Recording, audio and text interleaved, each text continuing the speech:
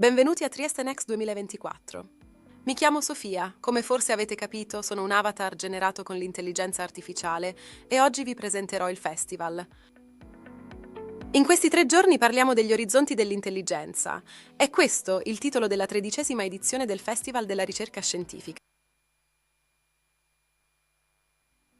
Welcome to the presentation meeting of the Trieste Next 2024. I'm Sophia, and as you might have noticed, I'm an AI-generated avatar. Today, I'll present you this edition of the festival. Over the next 3 days, we will explore the horizons of intelligence. This is the theme of the 13th edition of the Scientific Research Festival.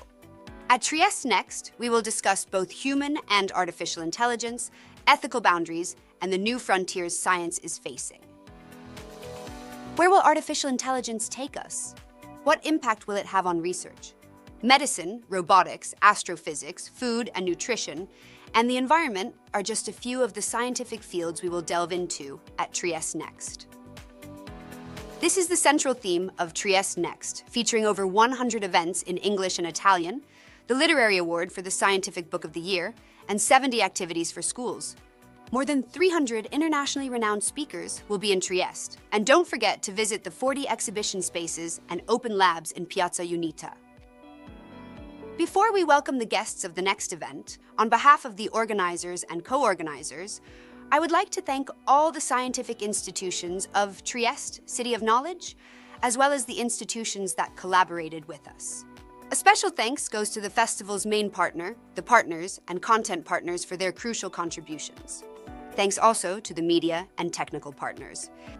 Lastly, a heartfelt thanks to the 200 volunteers who made this edition possible. One final note. I'd like to remind you that the next session will last 75 minutes, with the final 15 minutes dedicated to your questions. Please also remember to check the updated event schedule on www.triestenext.t, which you can access via the QR code. Enjoy the event and have a great festival.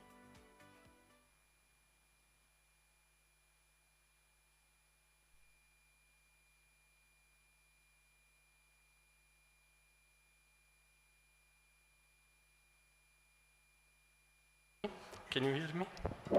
Yes. Very important between artist and scientist. So we have today very remarkable examples to talk about. I'm happy that the room is full with young people. And to start with, I would like to give the floor immediately to the president of Area Science Park, Caterina Benincasa.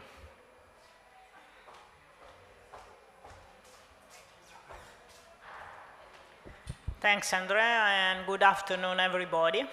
It's a pleasure for me to but just to remind this audience that this is an event sponsored by Area Science Park, one of the research institutions based in Trieste. We actually are in Padriciano, up the hills. And this is the second time we are holding an event like this. Why this kind of events is so relevant for Area Science Park? I would say because we are technology providers, we take care of technology transfer, and we produce research in some specific fields. Material science is one of our topics, and artificial intelligence is the other one. So we ordinarily mix this kind of competencies for producing scientific results. But in this case, we are mostly interested in exploring mixing the possibility of understanding human creativity within, how can we say, within the artificial intelligence framework, within the framework of the new technologies. So what is human creativity? What is art today when we have all these technologies that apparently can play our roles or our functions? So we can understand this maybe better by some examples that comes from purely artistic productions. And we hosted the artist who won the competition. This is a European prize given under the framework of a specific call from the European Commission. And the artist, she will tell us, but she was in our premises discussing with the scientists, and what you will listen today is how, what came out, what sort out of this mixing. So thanks to everybody, and enjoy the talk, enjoy the event, and see you maybe next year with a similar example of mixture between art and science. Thank you.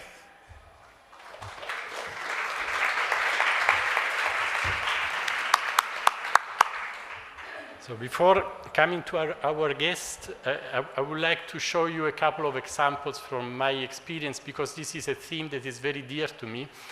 It's very fascinating for me. I'm a science journalist. I'm a science writer. I work for the science magazine Focus since 25 years almost now. I'm a physicist. And in Focus, I write a lot about science, but not so much about art, in particular about contemporary art, which is actually, for me, a very interesting topic. So at a certain point, I decided that I wanted to know more about that and to give a space to that. So I created a space, a website, where I started to collect some interviews and articles to scientists and to artists as well. And when I have the opportunity, I always ask to a scientist, what do you think that science can give to art? What do you think that art can give to science, and vice versa? And you hear very interesting points of view in this process. So one of the first examples that I met is this one. This is a work of art by Dimut Strebe. We became friends after the interview I made to her. She's a remarkable artist. I think she works a lot with art and science, and she has been artist in residence at MIT, the Massachusetts Institute of Technology, which is one of the most famous technical universities in the world, that has actually a very good program of artistic residencies. Also, they have had also Thomas Saracino. We are probably going to talk about him later, who worked a lot with ideas of space-time, gravitational waves, but also spider webs, and it finds a connection in spiders. Okay, Dimut, the residency there to develop a very dark material, the blackest material ever, because her work of art was taking this diamond that you see there on the left side, which is a 2 billion diamond, yellow diamond, $2 billion diamond, and she covered it with nanotubes in order to make it disappear. He made it completely black. She couldn't use Vanta black. Probably you know Vanta black is a similar material made of nanotubes, which is made by a company in the UK. But this material, there is another artist who is Anish Kapoor that bought the rights to use it exclusively for artworks himself. This made actually a lot of discussion in the art community. And I think he presented the first sculpture with Vanta black in Venezia at the Biennale in Venice a couple of years ago. I went there, I even met him.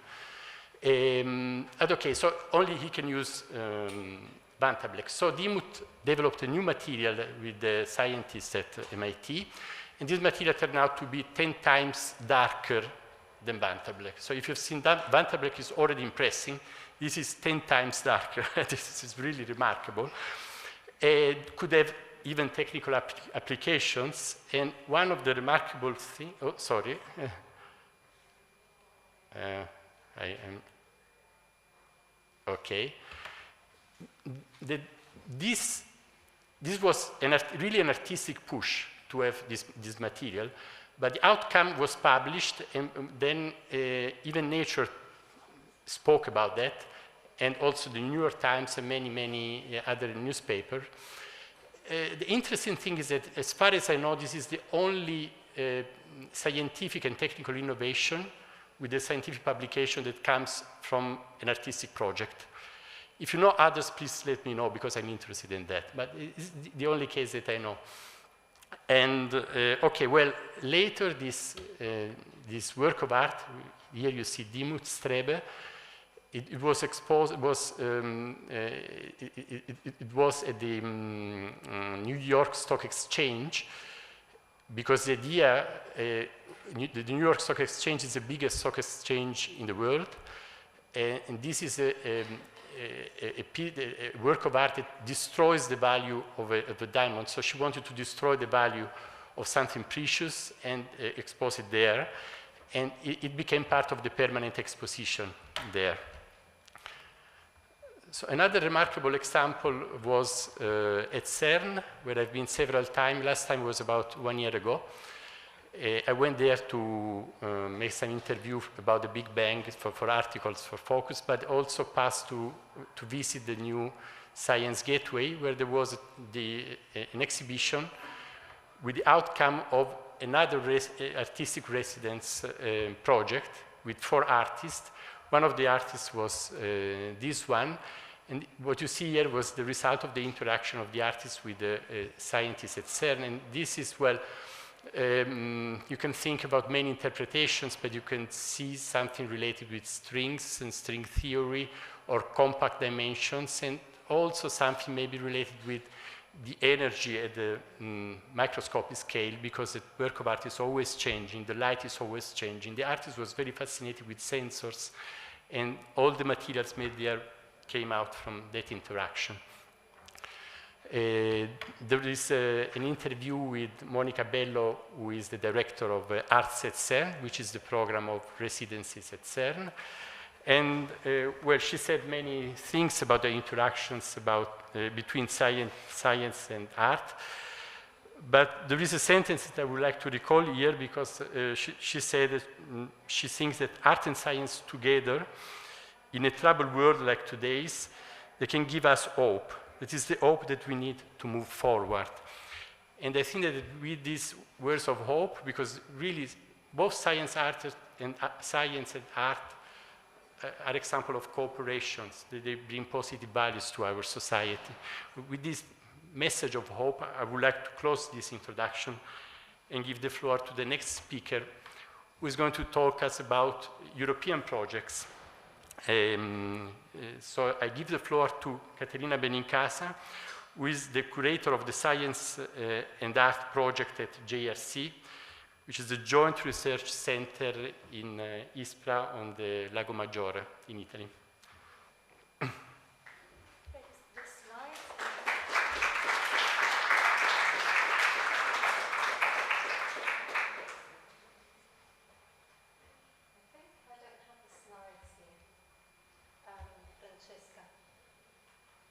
So they're coming.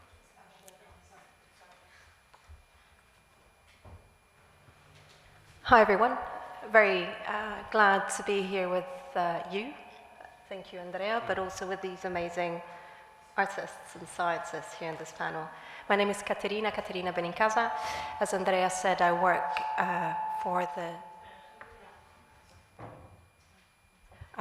at the European Commission at the Joint Research Center, and the JRC develops independent science in support of EU policies. Within the JRC, there's an art and science project, and I am curating this project since a couple of years. I have been asked by Andrea to say a few words about why Europe is investing in art and science. It's not an easy question. And what I will do is I will guide you a bit through our program, our art and science activities, tell you what we do and how we do it, the process, and then go back to Andrea's question. So if I can make this work. Yeah, so fundamentally what we do is there on that slide. So we bring arts together with sciences, and policymaking to work on common ground. And we do this by creating the space and the conditions and the time for artists and creatives from around the world to come to the JRC and different offices of the European Commission to explore, probe, question, collaborate, and finally co-create. We do this through residencies, yes, like the STARTS residencies that took place within Area Science Park. We do it also through summer schools, events, and by facilitating and curating exchanges. This is our flagship initiative, is a 2-year cycle. So it's kind of a longer cycle than the ones that we will see today here. It's a 2-year cycle that is called Resonances. And each Resonances is focused on a topic of relevance to the Commission. So in this case, for the past 2 years, we've been working on a project called Nature Archi, which touches on the EU Green Deal and a just green transition. So on the right, you find a curatorial statement which contextualizes the work that we do. And Nature Archi, what the provocation is to reimagine the relationship between human and non-human with an idea of, can we give legal rights to nature?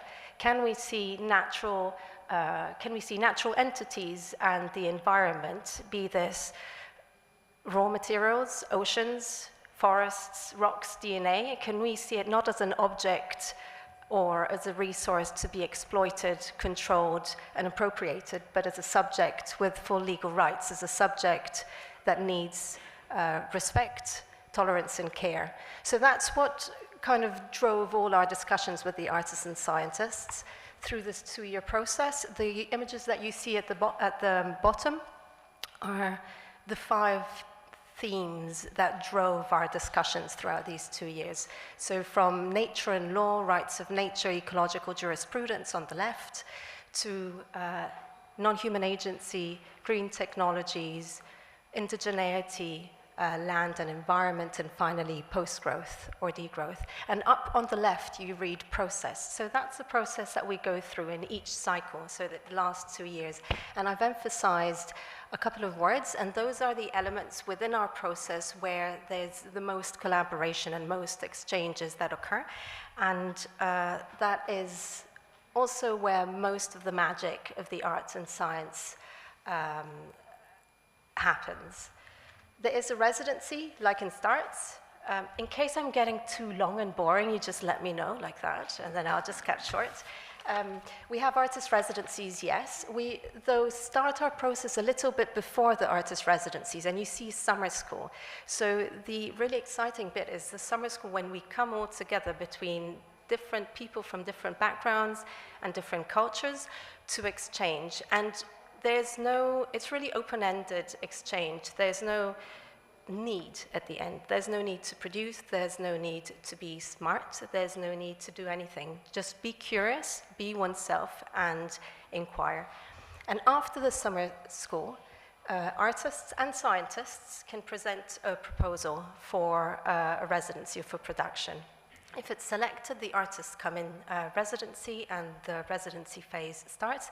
And that's really, I've been asked to speak a little bit about residencies. It's really, it changes. Every artist is a world in itself. Every residency needs a specific requirements and conditions. So there is no general formula for that to happen. After the residencies, the artists and the scientists together. So it's not just the artists that present a project, it's artists and scientists. They produce, they redefine or refine the proposal for production. We then produce an exhibit. And at the end, there's placemaking and engagement, which I think is an extremely important value that arts and science brings to society. I'm getting lost. At the moment, we are at the end of our phase cycle of naturarchy, and in fact we are exhibiting the 16 new productions and commissions in Brussels at a museum called IMAL for this naturarchy exhibition. And what you see here is a couple of examples of the artworks that have been produced. Some are more immersive and digital artworks, others are sculptures, there's photography, there's textile, etc. I'll try and be brief because I think this is the important bit of the presentation. So I'll just skip this and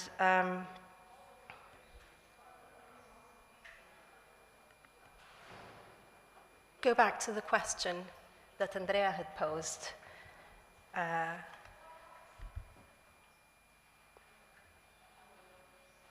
Why arts and science for the Commission? So the vision that drives our work is expressed there, first box. And it's our preamble, it's our vision, yes. It's also the precondition for us to work and facilitate and curate the exchanges. There's democracy, I can't read, democracy of disciplines. That's at the core of it all. We really try and not make, scientific knowledge worth more than artistic practices.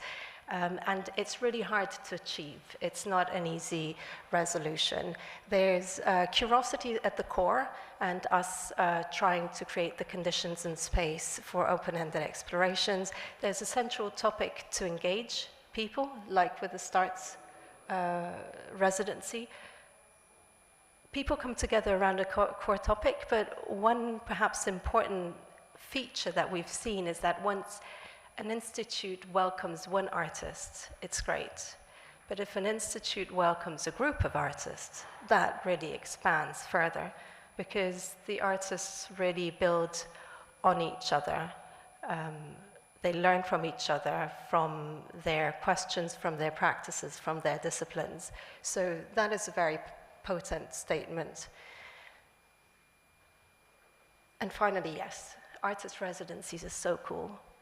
But I think producing and exhibiting the works is also so cool. There is quite a lot of magic that happens when the artwork is there, when the sculpture or the video happens. And we should not truncate the process just with the research, because in fact, production is in itself research, right? So if I find my notes,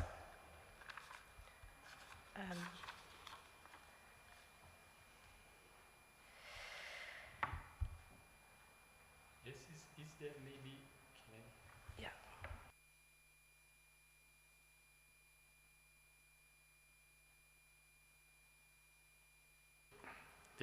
Is there maybe one project that impressed you particularly for the project itself or for the artist behind it, maybe made a change for the artist?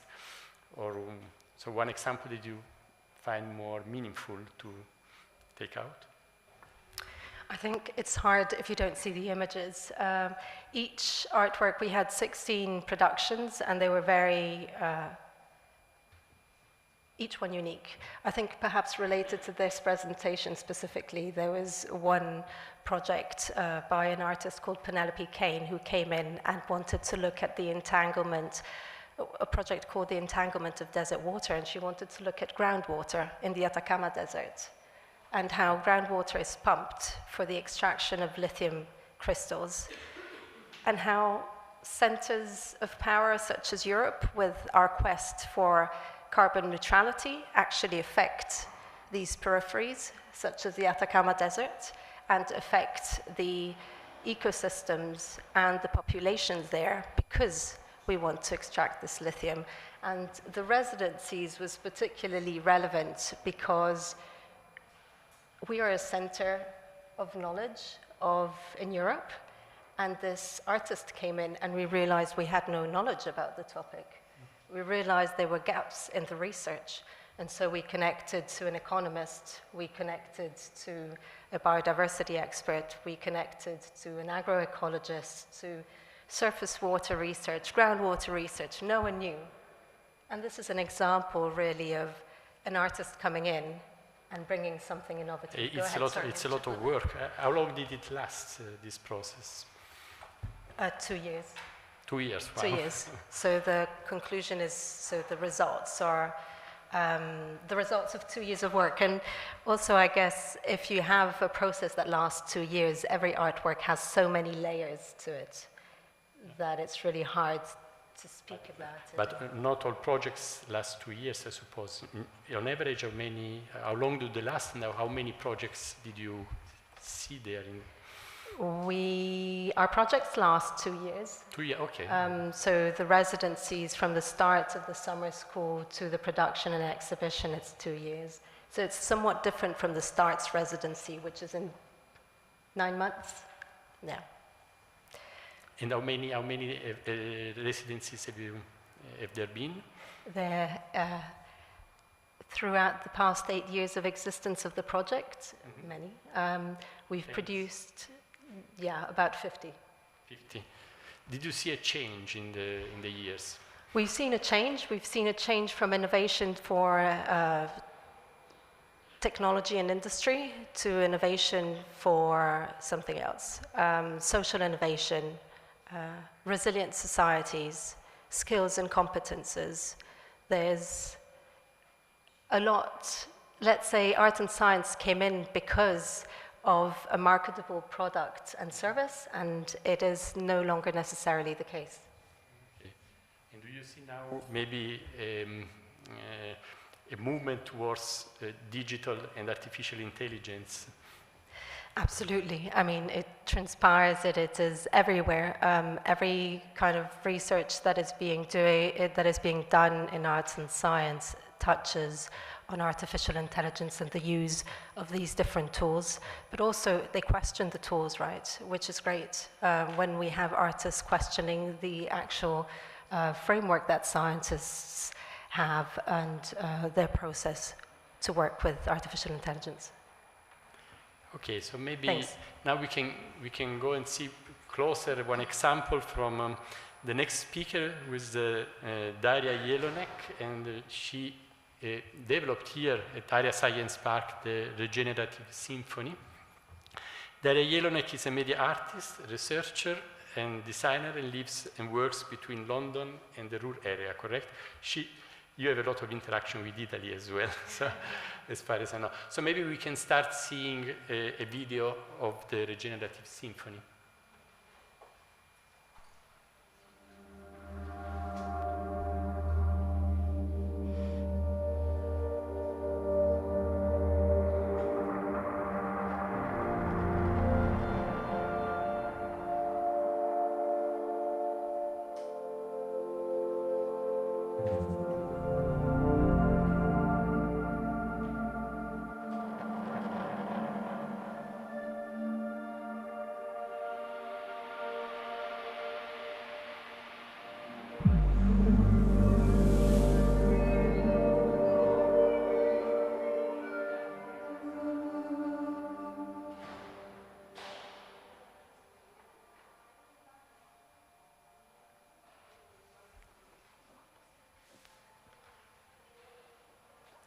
Okay, this video was performed in MIT, Milan.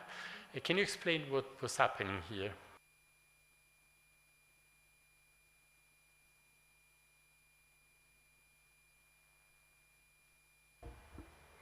I think that should work. I think there's also a second video which could play in the background without noise, but it's not super necessary. So what you've seen is the documentation of an interactive work, which we showed in June the first time, which was the development of a 9-month residency between Area Science Park and, if it's too hard to loop it, it's okay. It's only, and Meet in Milan, which is a digital museum, or like I think the first in Italy or the largest, and it's an artwork that is interactive, as said, regenerative symphony, and at the beginning of all the the word fell earlier, those STARTS residencies, which are European-wide science, technology and art residencies. You often have like a brief or like a theme that you can apply for and work with. And the challenge that we were giving here is how we can use or think about a regenerative AI rather than a generative AI in the realm of critical minerals. So I'm pretty sure a lot of you know what critical minerals are. If not, it's all those minerals that we have like in all our advanced technologies and which are rare and extracted from the ground. And throughout this, and we were really interested in this, I think it's okay, you don't have to loop it again.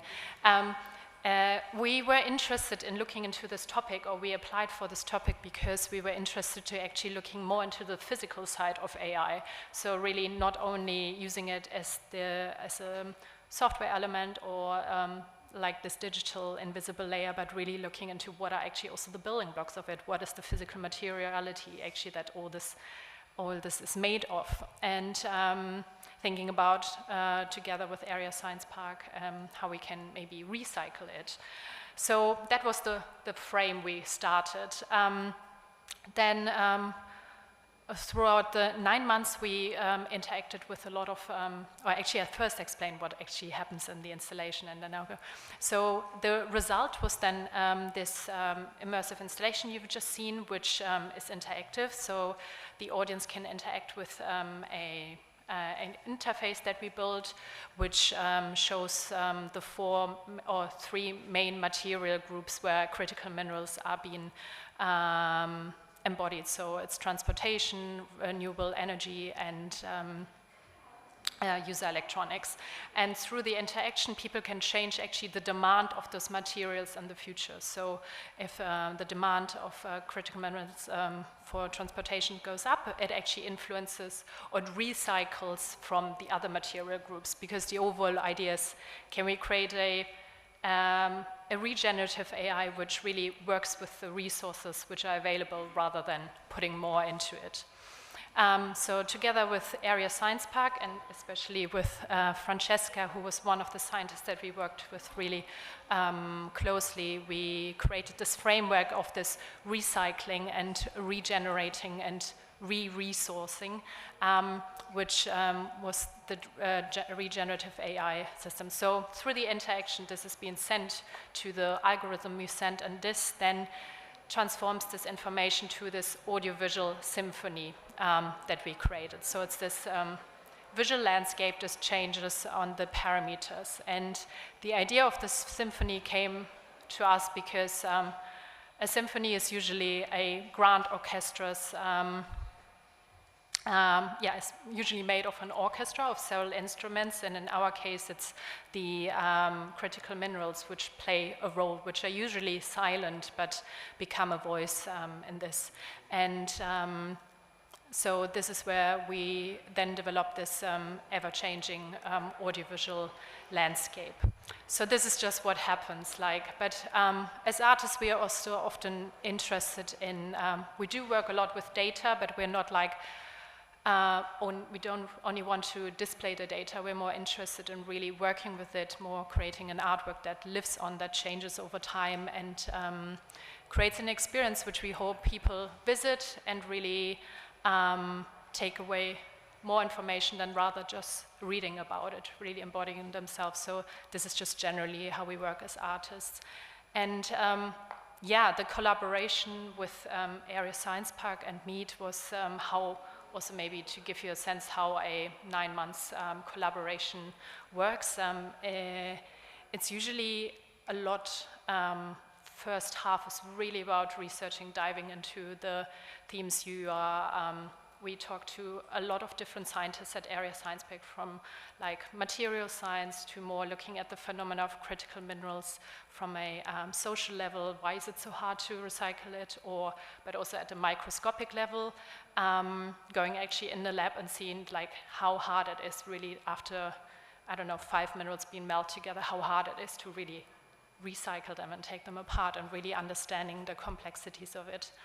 up to then engaging with Francesca and Tommaso, who was our other collaborator, and thinking about this framework of how a regenerative AI could look like, and symbolically, but also maybe practically. And this is where we then came on site and really spent time together, sketching, looking at how we can translate it into different systems. And yeah. How did you develop this idea?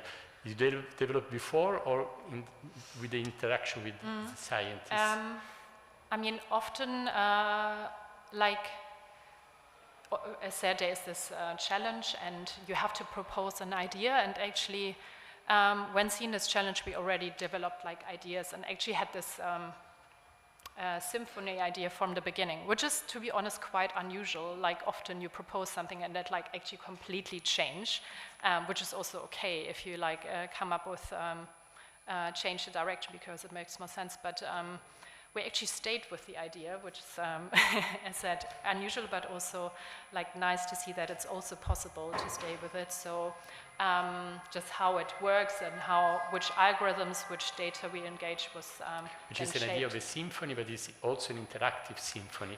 Yeah. So this interaction was also thought before, or? We knew that we didn't know if it's a user interaction.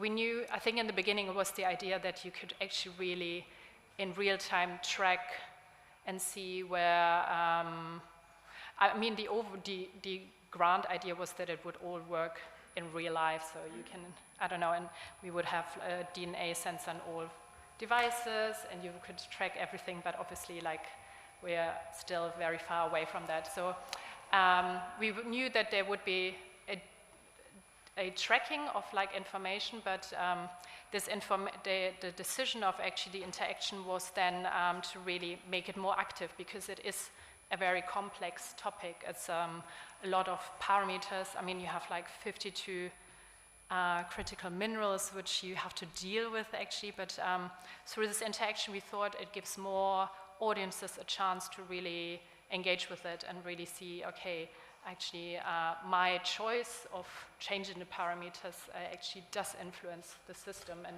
yeah. Okay, just in 1 minute, what did you learn from this process? I mean, what did you learn from an artistic point of view? I mean, I think not from, just technical is obvious. Yeah. I think from an artistic point of view, it's we've done a few art and science collaborations before, but in this collaboration, it's actually the first time I realized that artists and scientists are not that different. You would think, and I did think for a long time they are different, but they are actually not. I really learned that is both have a vision in the beginning to really wanting to solve a project or like solve a specific challenge, and you're so dedicated to it, you really like love what you're doing, and it's really I've seen this, that it's very similar how scientists work and how artists work, and this is the first time where I actually learned it's not that different how we think and work. Okay, very interesting. And then I would like to ask, now we go to the other side, to the side of the scientist. And so we talk with Francesca Cuturello, who is a researcher at the Data Engineering Laboratory in Area Science Park. And she studies in particular biological system within the project, the pathogen readiness platform, correct? How was this interaction from your point of view? How were you involved in this process? So, okay, so also for me, this is the second time that I do something like this. So maybe because I showed that I like it a lot, and so that's how it went, basically. No, so on the mixture, I would say, on the crossing point between the arts and science. So, okay, in my group, maybe 2 words about what we do. So specifically, I work in this project, which is really focused toward life science applications of AI. But in our group, we are really studying AI.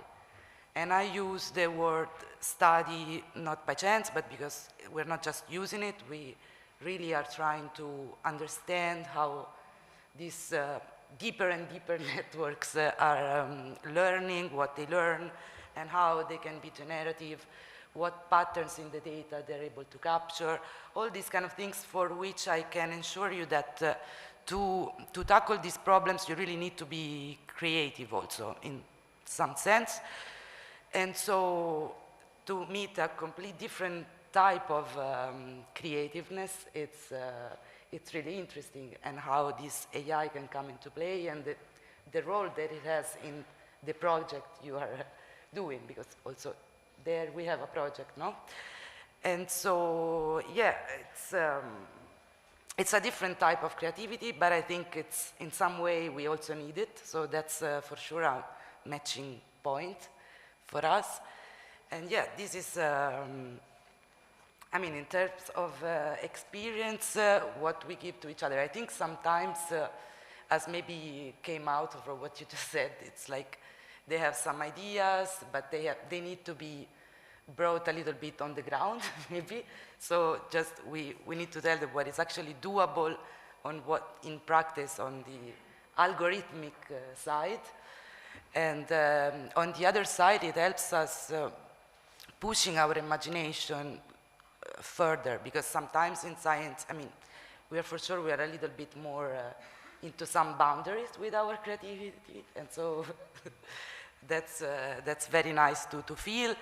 And another thing that surprised me a lot about the artwork, it's like the amount of time you actually do work. Because sometimes we think that the artist is, you know, a little bit meditating sometimes. I mean, I guess that's part of your job, but they really, really work hard, and it was impressive. And yeah, some other interesting things about the relationship. Like on a technical side, they also use very, very cool tools, like, as we saw from the... Apparently, because I saw the exhibition at Meet, I mean, it's quite, looks quite complex to have it interactive with all these parameters, all this video. Was that a lot of work for you? Yeah, well, we try to keep it, as you said, also on, let's say, a little bit physics-grounded model. So we didn't go with like crazy artificial intelligence tools. We just chose like the best and simplest, maybe also simpler models that could be integrated into their frameworks. And for us also, we learned a lot of things in the process of integrating these algorithms into their interface program, which they use to build the simulation. So it was some work, let's say. Yes, the other question was also, what did you learn actually from a technical, but also maybe from a human, artistic point of view? From a technical point of view, mainly this, like how to connect like really an algorithm to these very complex interfaces that they are using, that can be used also in other fields, I guess. And not from the human side, a lot, because there is, like Caterina also mentioned, the type of residencies that they do, which are really cooperative from the beginning. Here, they arrived with an idea that was quite well structured. So we listened to them a lot. So there was a lot of, and vice versa, I guess, yeah, because you also needed to learn what we were able to implement. And so there was a listening to each other phase that lasted quite a bit. And then, yeah, I got inspired from their work. So I said, why don't we use this model? Because it kind of recalls this idea of recycling, of going cyclic, and not, let's say, more reuse of resources rather than pushing it into the system. And of course, another great, let's say, matching point is on the topics they are interested in this case. Because, I mean, I think this, you know, in our era are very hot topics, like how rare materials are reused, and so we need to change it from a scientific side to think about it, and also arts helped a lot. Then the last question to close this chapter to any of you who would like to answer is about the idea of this in general, of this kind of financing. So this is again an European project, but it's a START project, which is different from the ones we saw before. So what is the idea about that? Caterina, I don't know if you can say 2 words about. What's the difference? This is an artwork that comes out of the STARTS project. Yes. So what is the idea about this type of financing? Well, I think... I think first off, the initial idea of STARTS is really to bring innovation at the core of industry and technology. The reason why we're financing these things now is because of the inspiration at a personal level, but not only. And it's not only about communicating science. I think what arts does is really it produces knowledge. It produces a different kind of knowledge. It's what you were saying. And I think more and more at the European Commission level, we're acknowledging that artists do that through artistic research. And so we're incorporating them in different parts of society. Okay. Thank you very much. And we can then go to the next example, which is, again, a different, a very interesting example. And we can show some pictures to start with.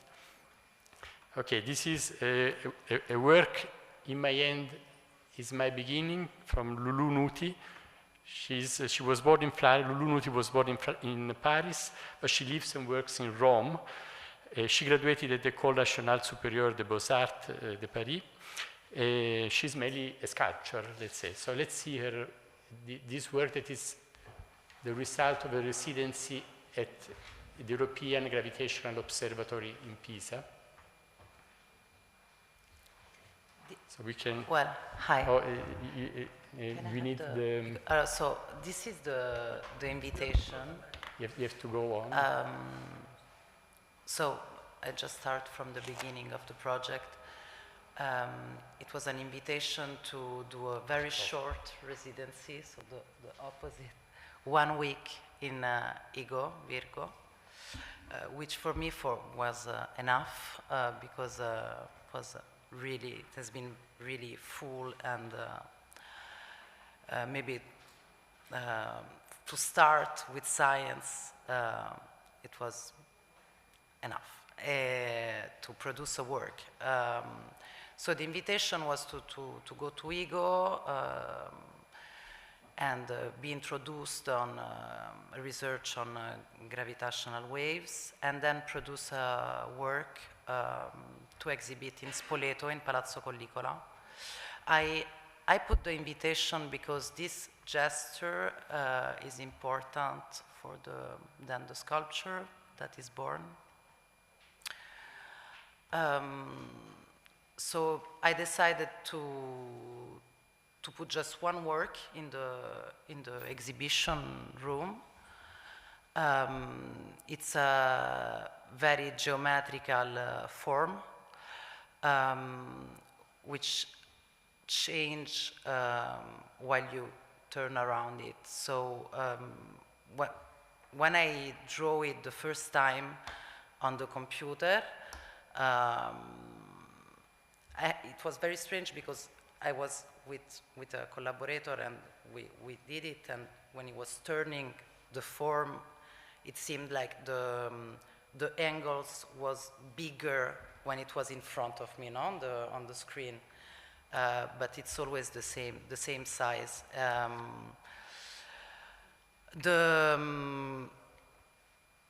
The title, In My Hand Is My Beginning, is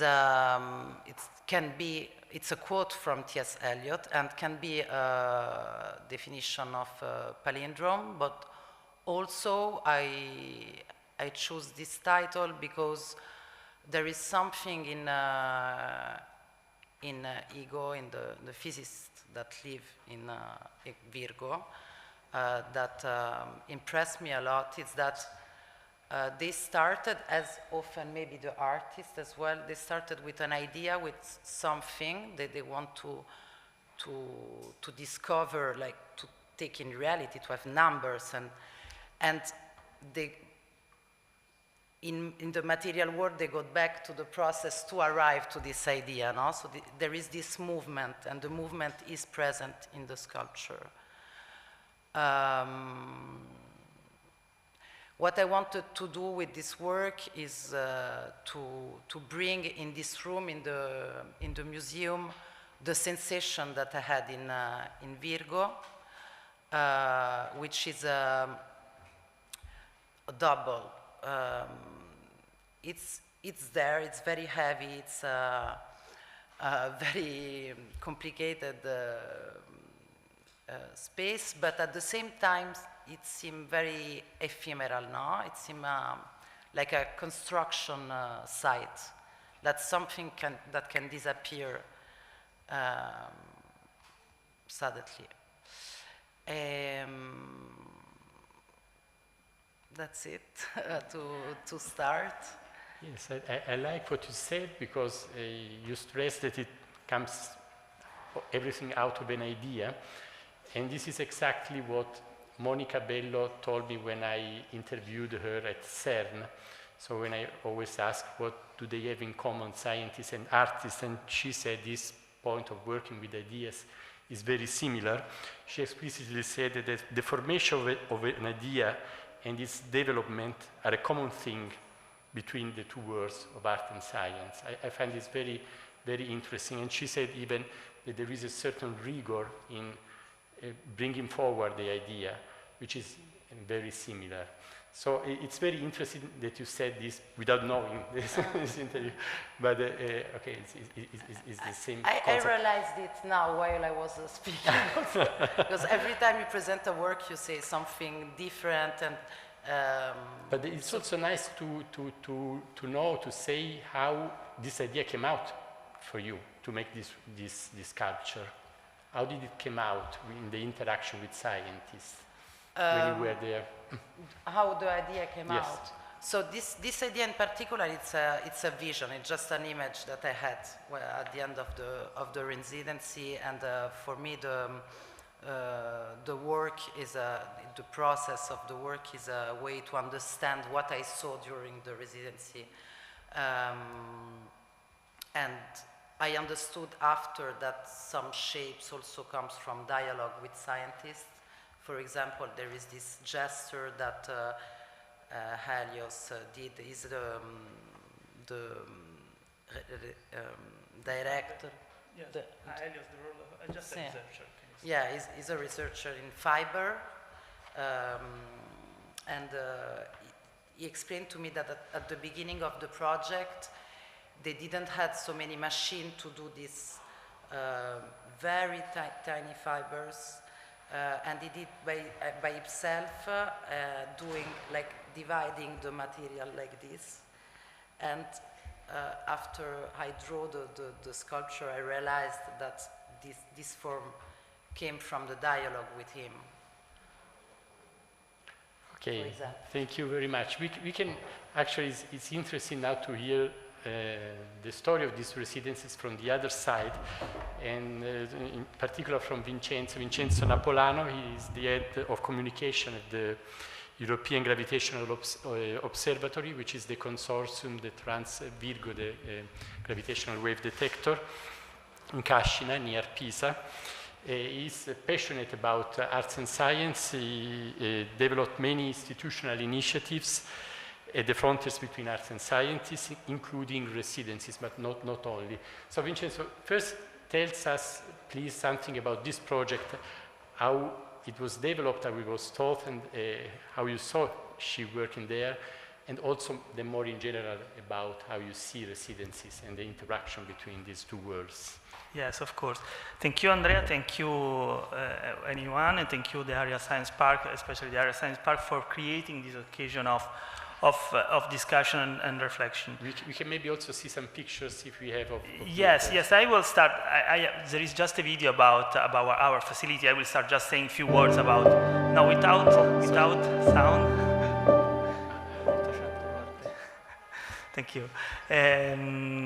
It's a very special place. So Virgo is one of the 3 gravitational wave detectors in the world. the unique one in Europe. So there are 3 places like this one. I will not go into details because it will take very long how it works, just to know that it's a very very big scientific infrastructure. There are 2 arms of 3 kilometers.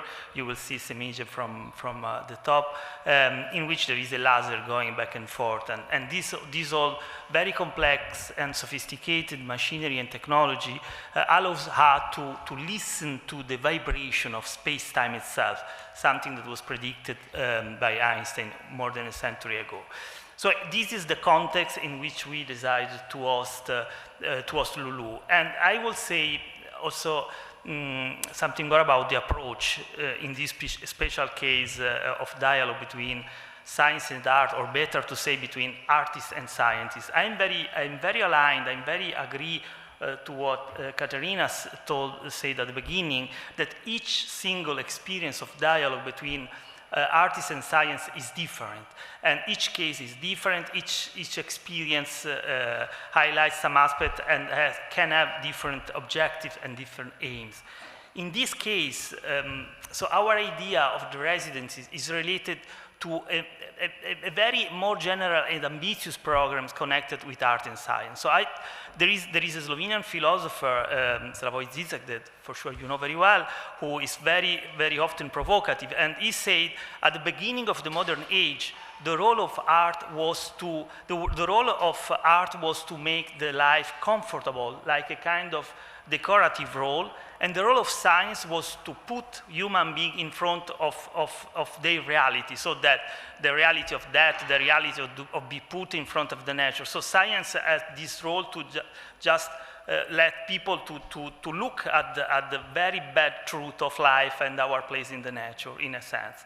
Then, in the contemporary age, is a bit more the opposite. So science is like devoted to make life comfortable, to let us to stay well, and art has the role to put again the man in front of this very bad truth of our position in nature and in the world. Of course, it's a very provocative statement. I don't know very well if it is true, or in general, which are the role of science and art. But I know something, that in our world, in our society, very often science is put like in a corner just to be a technical counselor, just to say something very technical, or just to provide advice, respect technical or also general situation. But rarely is recognized to science like really the role of an actor in a large sense in contemporary culture.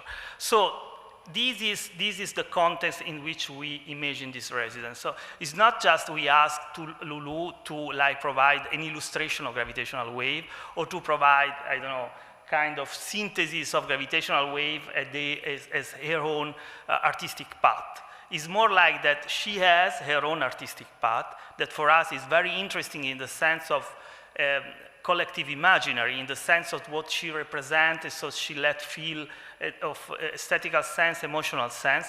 So our aim was just to immerse her for a while in our environment, in our contents, and let's see what comes out. In an open, as Caterina said, in an open sense, in an open-hand process. Personally, I think that the outcome was very nice. I like it very much. And what I see, I told you before, one of the things that I see in this artwork of Lulù that remind me much of our world, of physics, of fundamental physics, is this idea of having a kind of invisible base, invisible foundation. No? It's something that is founded on something that is not visible, is not very clear. And I think that grasps something of physics, because physics is like that, like highlighting the invisible foundation of our life, of the matter, of the cosmos. So there is a kind of invisible structure that we do not see. And I feel this feeling in the sculpture, sorry, I don't know if I can say sculpture, perhaps not, in the artwork of Lulù. So this idea of calling something invisible that, of course, is not visible, but is like the base of the whole world. That's just my, let's say, personal feeling. So I guess I say something. Okay, and, but you have a huge experience with residencies. Do you have some other examples that came out from Igo Virgo? Okay, I can mention a couple of things. All this work was inspired by our previous director. There was a great scientist and mentor, was Stavros Casanevas, and I had for several years a very intense dialogue with him. And there was already exhibition. Stavros curated an exhibition with several artists in Pisa some years ago.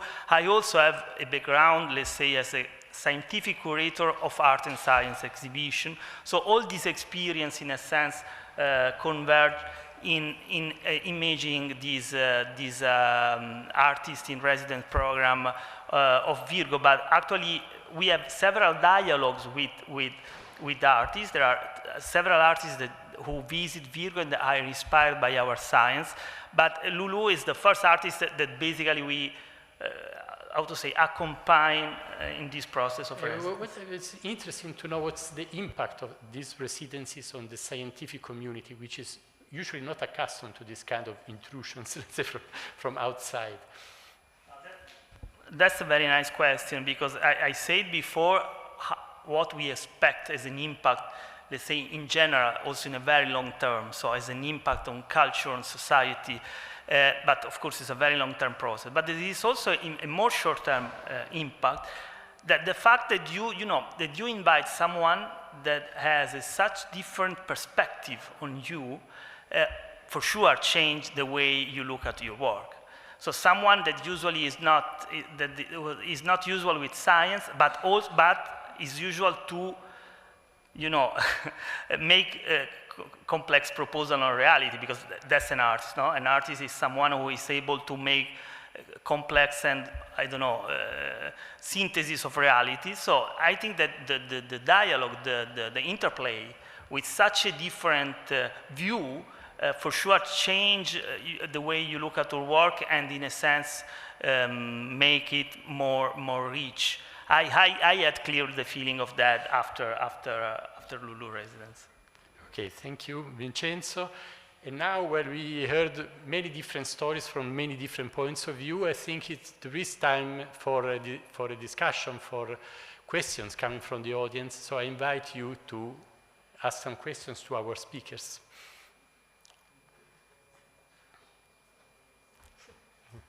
Like this? Okay. Yes, I think it's coming. Okay. Science projects, so I really strongly believe that these practices becomes a reality more and more, even in this area of the region, of our region, because we have a very huge research facilities. Okay, there's a lot of them. So, my question is, do you have any feedback about how this works? Okay, I'm asking all of you, can resonate in to the public that you speak about when we talk about science communication. So you speak about gravitational waves. Can you use this kind of outcomes to explain people what it is, to engage people in this conversation, and how to communicate what you do as a scientist, especially gravitational waves in this case, and rare earths? Can be this, in other words, can art and science have a role in science communication?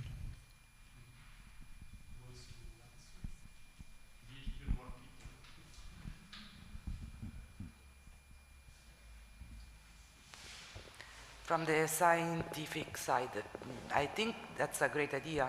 I mean, to be honest, I think one should, of course, already think about the project with this purpose, but also, I mean, for sure, this work can be, even though it wasn't the purpose of communicating what we are doing in life, but could be used. Maybe it's not, I mean, so explanatory in the end, but I think that's a great idea to, let's say, design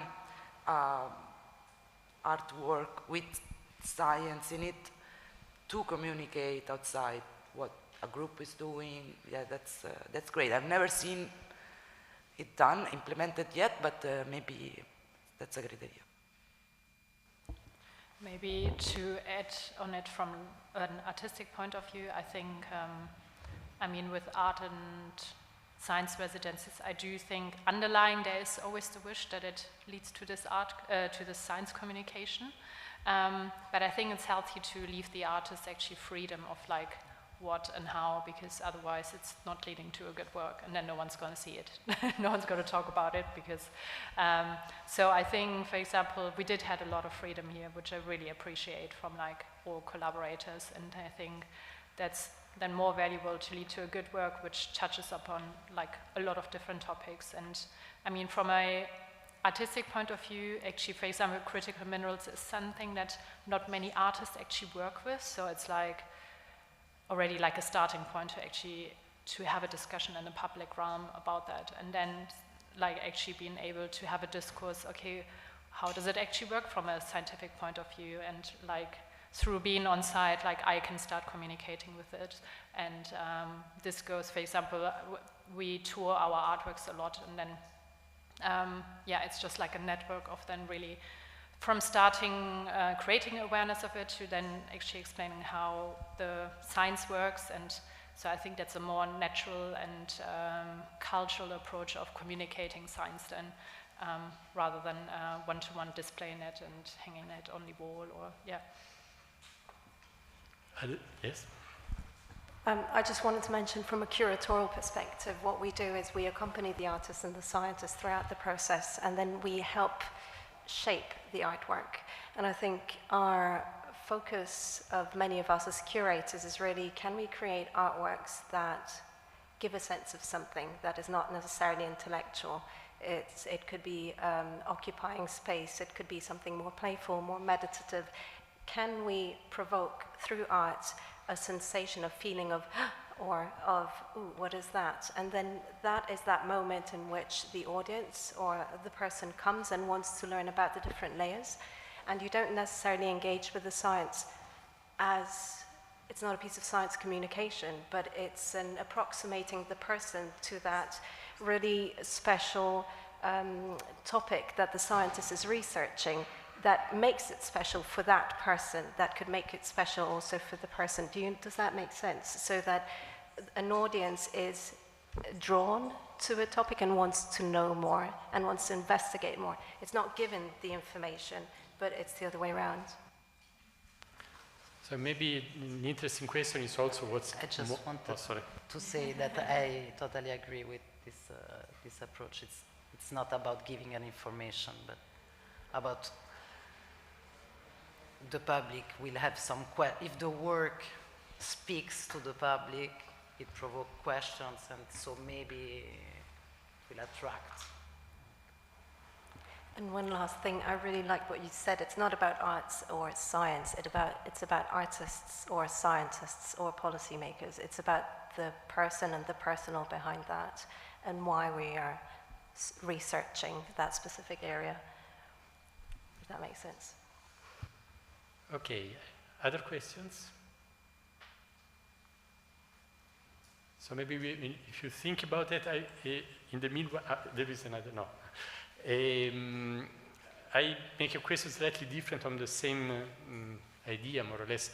What's actually the impact in your experience for your initiative, the impact on society of this initiative, of these residencies, in general, of this interaction between arts and science? Me. Yeah. Any of you who wants to answer?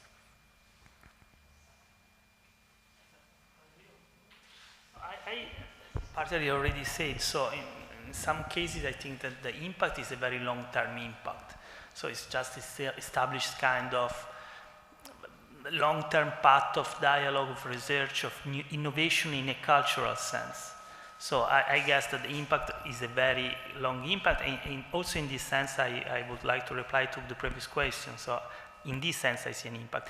I forgot to say, I want just to add that in this case, for instance, we will acquire, we will anyway keep the artwork of Lulù on site, and also this, even if it's not a way engaging directly people on our contest, but it's, anyway, it's a way to have a new sign on our side. So people coming will have a new sign, scientists will have a new sign that is in somehow connected with what we are doing. That's, you know, it's another level of communication. I don't know if it is communication, even more than communication, my point of view, so, but.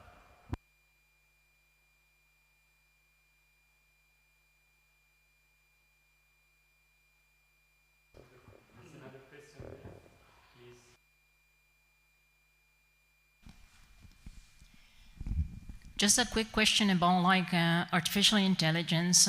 There are different views and opinions about art and artificial intelligence. Do you think in the future, the artist and the scientist will deflect from each other and each other purposes, or do you think they will unite and intertwine by using artificial intelligence? Thank you. This I take it because I wanted to say something about it, but I forgot, so yes. Yeah, also when I went to the exhibition at Meet in Milan, and there was a lot of discussion about this, no? So there is, of course, there is a lot of discussion about artificial intelligence anywhere, and so including the artistic venues. And they are, there are some extremes. I mean, I've listened to a lot of interesting point of views. There are some extremes. You listen sometimes to people that say that maybe this AI will replace the artist somehow, or because it's so good at generating things. You know, you can generate a piano sonata, you can generate painting, you can generate whatever you want now. So this is an issue, and I think it's normal to discuss about it. But in this process, what I saw is also how you can really use AI in an artwork, which I really liked, and so how the artist can drive the generation in some sense. I don't know if I explain. I mean, I don't know really how to explain this in words, but what they did is they really had their idea of what they wanted to convey, and they wanted to integrate some generativeness, some, let's say, artificial generativeness, but they did it in a way that was totally in control. So I think that's amazing. And I've seen in Milan a lot of artworks that were doing that. So I think that's a very interesting field from my perspective. And yeah, but of course one has to be a little bit careful, you know, because if you just press a button, I don't know if that can be defined artwork or not. I mean, there's a lot of discussion, but for sure it can be integrated, yes. Yeah, I can maybe add to that.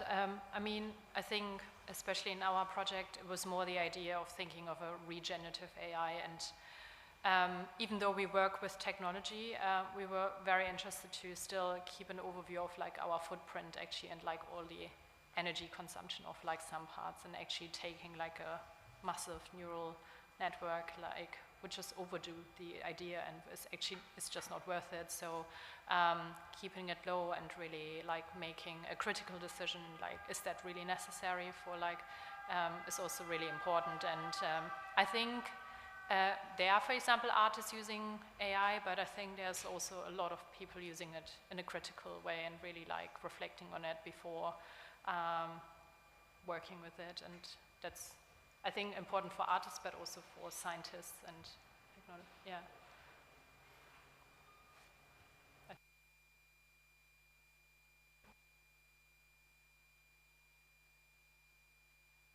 If there are no more questions, I think that we are just perfectly in time, and we can close this conference here. Thank you very much for having been here. Thank you to our speakers.